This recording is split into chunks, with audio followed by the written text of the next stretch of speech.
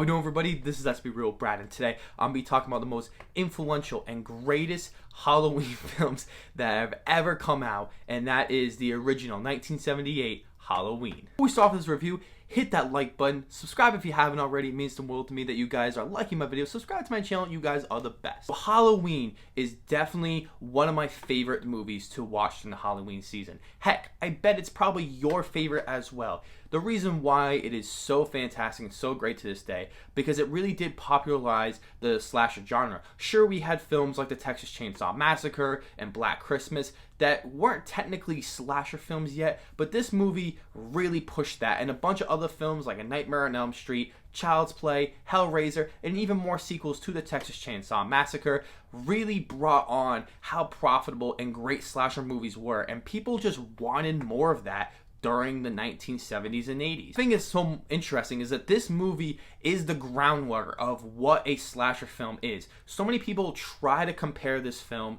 to the original Halloween because it's so perfect in every way of what a slasher film should be. It really did popularize so many of the tropes that we do see in slasher films today, and one of them is the final girl trope, killing off of characters who are substance abusers or sexually promiscuous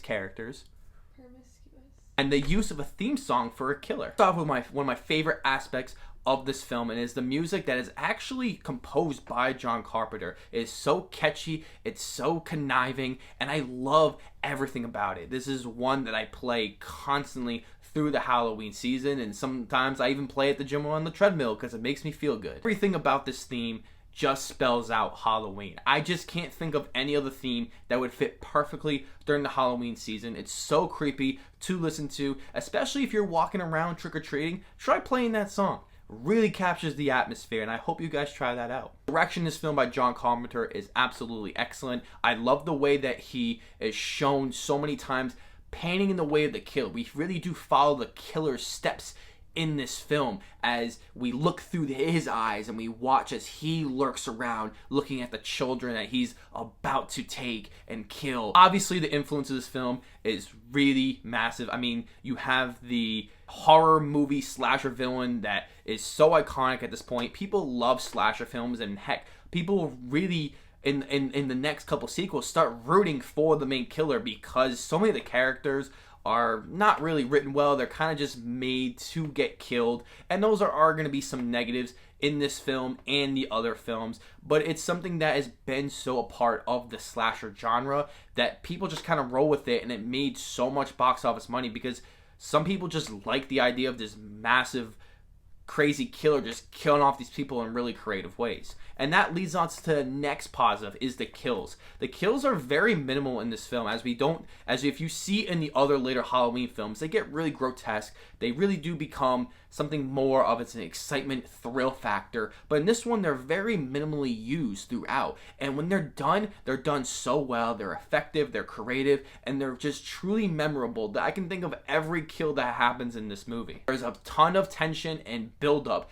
going into these scenes, and people aren't just completely killed for no reason. There's a way that Michael Myers does stuff to kill people, and the themes in the film of who the type of people he kills. And I think that is just such a really interesting aspect, as he does kill off the more sexually promiscuous and substance abusers, while our main hero is the one who doesn't do any of that and sticks by the rules and is the true heroine of the film. And that's something we do see in a bunch of other slasher films moving forward. The movie is just overall super duper entertaining. It's very quick, it's very fast, but there's not a lot of fluff to this movie, so you can just thoroughly enjoy this movie throughout. The real stars of this film are Donald Pleasence as Dr. Loomis and Jamie Lee Curtis in her first feature role as Laurie Strode. They do a really awesome job in this movie, and they do excel much more than the other characters do. Laurie Strode is obviously one of the most influential and great horror movie heroines that we have seen. She really is smart, she's cool, she's sweet,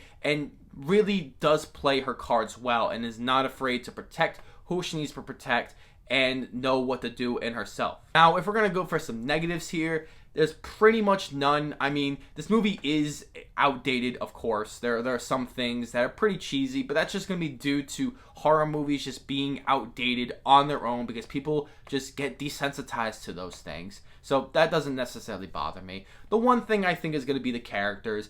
And the only reason why I only say the characters and some of the other slasher movies don't necessarily get that discredit is because we do focus on those characters for quite a bit in this movie, as we don't necessarily focus on Laurie Strode throughout. There are plenty of times where we get about 10 minutes of these other characters that just feel so pointless, and they're really just there to be sliced up and killed because they're morons and that we're not supposed to really cheer for them. It's just kind of annoying when you've seen it so many times and you realize how much screen time that they're actually getting when it could just be going to Laurie Strode's character.